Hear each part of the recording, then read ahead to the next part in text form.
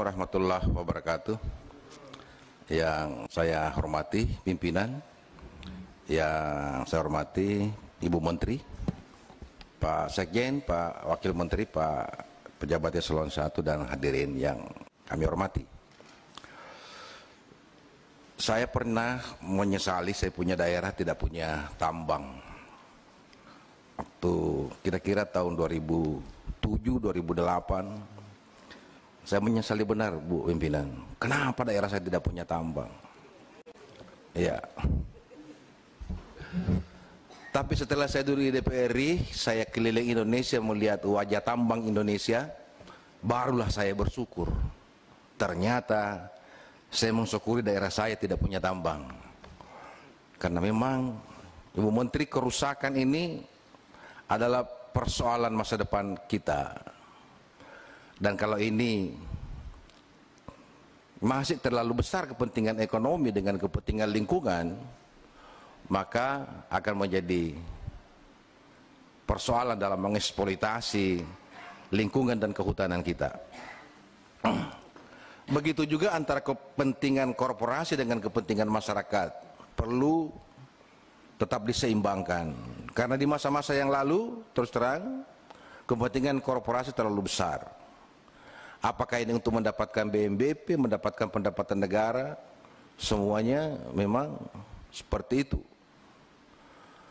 Olehnya itu, APBN 6,9 triliun yang diamanahkan kepada Kementerian KLHK, kita berharap diarahkan untuk kepentingan bersama antara kehutanan dan lingkungan hidup dan masyarakat itu sendiri. Menanam kembali akibat eksploitasi baik untuk kepentingan tambang dan kayu juga untuk area masyarakat perlu didorong secara bersamaan. Rakyat dapat menanam kembali bila diberi ruang dan diberi bibit yang produktif untuk masa depan mereka.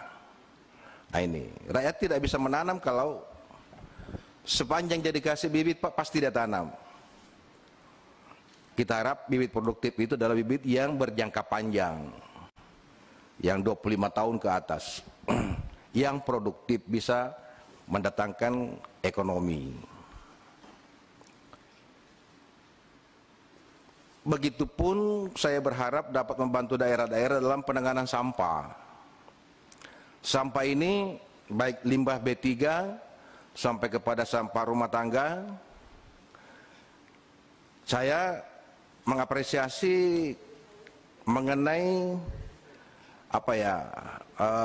pengolahan sirkuler itu yang selama ini dikampanyekan KLHK. Ini perlu didorong supaya UKM itu bisa tumbuh di daerah dalam penanganan sampah.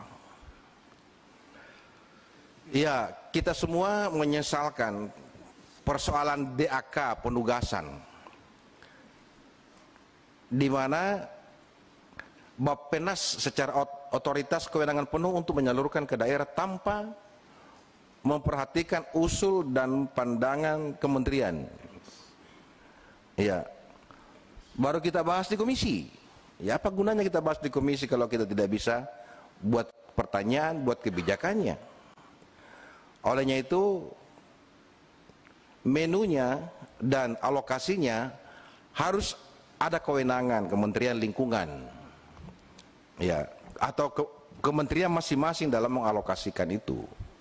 Karena kementerian lain yang mengetahui daerah-daerah mana yang ya tadi kan dikasih TPI kemudian tidak punya laut. Kesalahannya siapa? Bukan KKP, tapi kesalahannya Bappenas.